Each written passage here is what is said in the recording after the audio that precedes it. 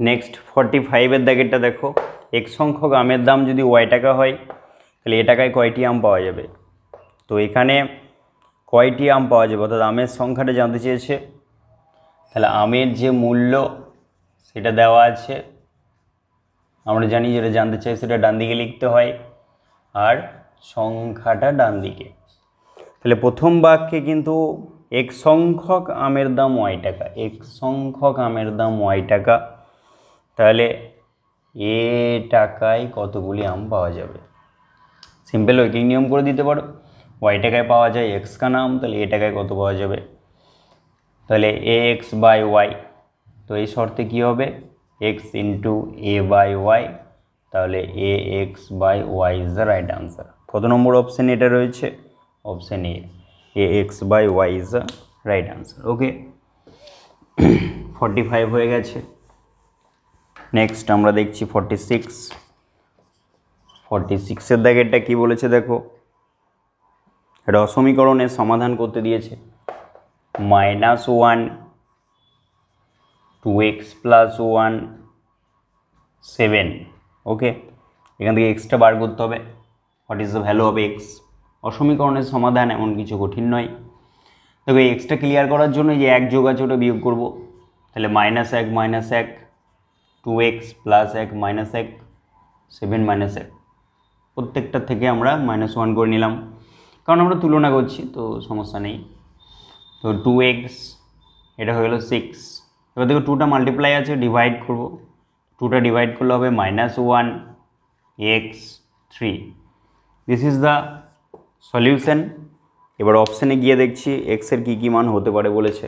ওকে, তাহলে একবার চিন্তা করতে হবে যে এক্সের মানটা -1-এর থেকে বড় হবে, 3-এর থেকে ছোট হবে। তাহলে সংখ্যা রেখায় যদি ভাবি, এটা 0, এটা -1, এটা 0, এটা 1, এটা 2, এটা 3। তো -1 0 1 2 3 +1 +2 +3, তাহলে -1-এর থেকে যদি বড় হয় তাহলে এক্সের ভ্যালু কী কী হতে হবে, একটা হতে হবে 0, একটা হতে হবে 1, একটা হতে হবে 2। 3 থেকে ছোট বলেছে, তাহলে অপশানটার সাথে ম্যাচ করাবো। 0 1 2 কোন অপশানে আছে, option B, very easy, option B is the right answer. 46 হয়ে গেল, আর মাত্র 4টে কোশ্চেন আমাদের রয়েছে। তো এই 4টে কোশ্চেন পরপর দেখে নাও। 47 দেখবো এবার। তাহলে এই ইউটিউব চ্যানেলের মাধ্যমে তোমরা প্রত্যেকটা জিএসটি এক্সামের তথ্য জানতে পারবে। এক্সাম দেওয়ার জন্য ফোন আছে, ফোন করতে পারো, কমেন্ট করতে পারো, তারপরে সেইভাবে সেট করে নেওয়া হবে এবং কবে এক্সাম হবে না হবে, আনসার কি, রেজাল্ট, সব কিছু ইউটিউব চ্যানেলের মধ্যে দেখতে পাবে। 47-এ কী আছে, একটি ত্রিভুজে 3টি বাহুর দৈর্ঘ্যের অনুপাত দেওয়া আছে 5:12:13। 5:12:13। দেখো বাহুর দৈর্ঘ্য যেহেতু আলাদা, তুমি বলতে পারো এটা বিষমবাহু ত্রিভুজ, কিন্তু বিষমবাহুর পরেও কোনো স্পেশালিটি থাকলে সেটা করতে হবে। তো দেখা যায় কি আছে, 5, 12 আর 13, এই 3টে নাম্বারের মধ্যে কোনো রিলেশন আছে নি দেখতে হবে। কীরকম সম্পর্ক দেখি আমরা, সেটা হচ্ছে সমকোণীর, একবার চেক করে নিতে পারি আমরা। সমকোণী ত্রিভুজের যে সূত্রটা রয়েছে, লম্ব স্কোয়ার প্লাস ভূমি স্কোয়ার সমান অতিভুজের স্কোয়ার, তাহলে এই দুটো দৈর্ঘ্য সঙ্গে বর্গের সমষ্টি যদি তৃতীয় দৈর্ঘ্যের বর্গের সঙ্গে সমান হয় তাহলে সেটা অবশ্যই সমকোণী ত্রিভুজ হবে এবং এই কোণটা হবে তখন 90 ডিগ্রি। সুতরাং এটা দেখে নিই, 5 5 25, 12 12 144, তো 169, 169 মানে হচ্ছে 13 হোল স্কোয়ার। সো মিলে গেছে, তাহলে অপশান ডি হবে সমকোণী ত্রিভুজ, সমকোণী ত্রিভুজ। ওকে, নেক্সট কি দেখতে পাচ্ছি 48। চলো 48টা কী আছে দেখি। স্ট্যাটিস্টিক্সের একটা প্রবলেম রয়েছে 48-এর দাগে। এটি পরিসংখ্যা বিভাজন তালিকায় একটি শ্রেণীর মধ্যবিন্দু 10, তাহলে মধ্যবিন্দু যদি 10 হয়, 10-এর অর্ধেক করে রেখে দিই 5।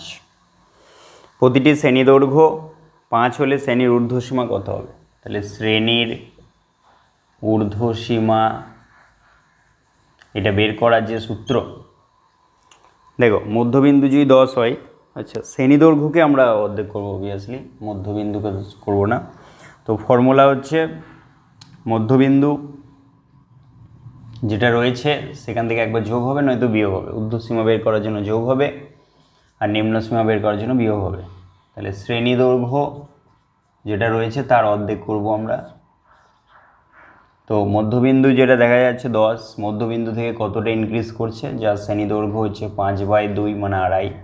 তো 10 + 2.5 = 12.5।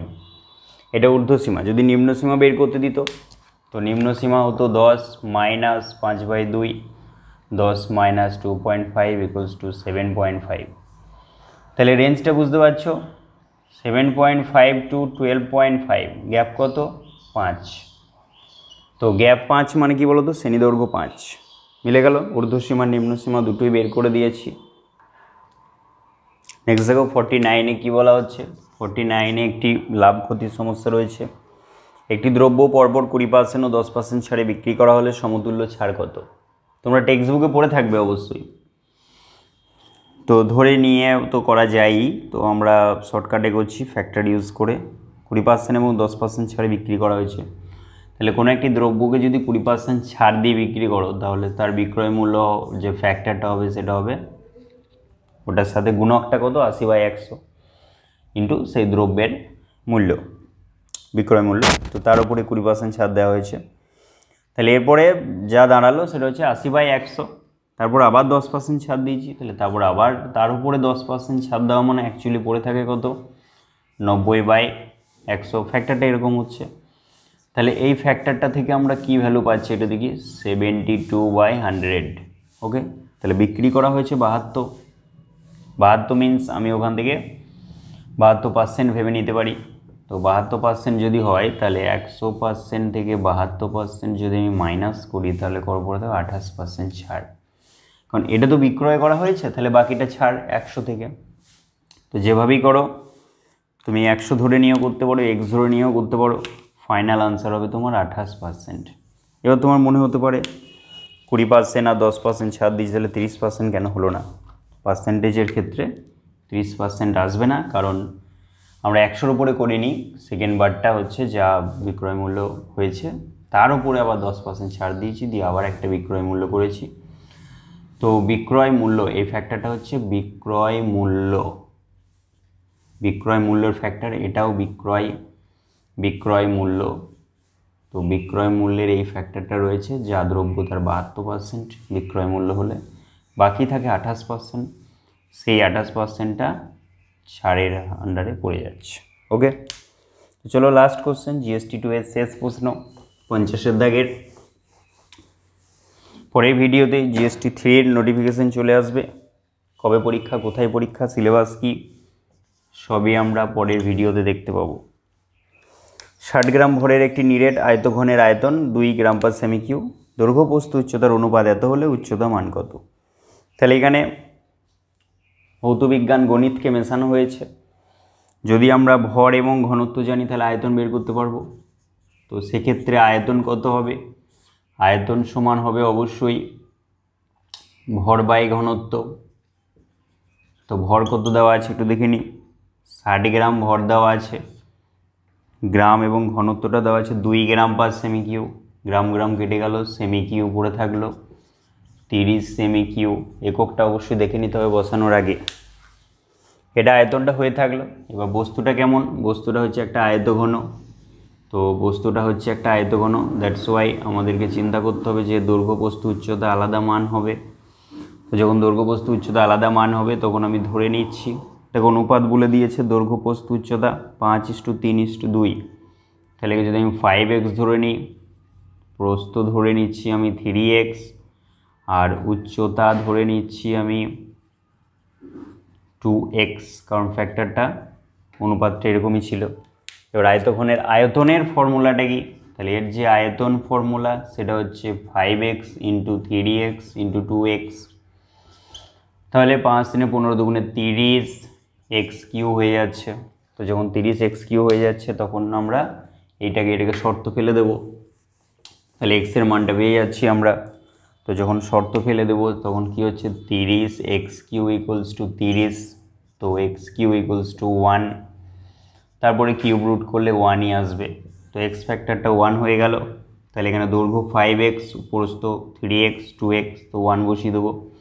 তাহলে দৈর্ঘ্য হয়ে গেল 5 সেন্টিমিটার, প্রস্থ হয়ে গেল 3 সেন্টিমিটার, উচ্চতা হয়ে গেল 2 সেন্টিমিটার। তো কোশ্চেনে কি বলেছে, উচ্চতার মান কত? Option B is the right answer. উচ্চতার মান রয়েছে 2 সেন্টিমিটার। ওকে, চলো তাহলে জিএসটি 2 এর আনসার আলোচনা করে দিলাম। এরপর জিএসটি 3 জন্য তোমরা প্রস্তুতি নাও, তোমাদেরকে জানিয়ে দেওয়া হচ্ছে পরের ভিডিওতে। এবং মাথায় রাখবে, এই চ্যানেলের মাধ্যমেই কন্ডাক্ট করা হবে। এক্সামটা দেওয়ার পর তুমি নিজেকে জাজ করতে পারবে যে তুমি কতটা তৈরি হচ্ছ বিজ্ঞানের জন্য, সায়েন্সের জন্য, যেটা তোমার ভবিষ্যতে পক্ষে কাজে লাগবে। তো পরীক্ষা দাও, আর তেমন কিছু বলার নেই। 10 টাকা মূল্যে পরীক্ষা, ওএমআর সিটে পরীক্ষা, সবটাই তোমাদের প্রফিট। চলো টাটা।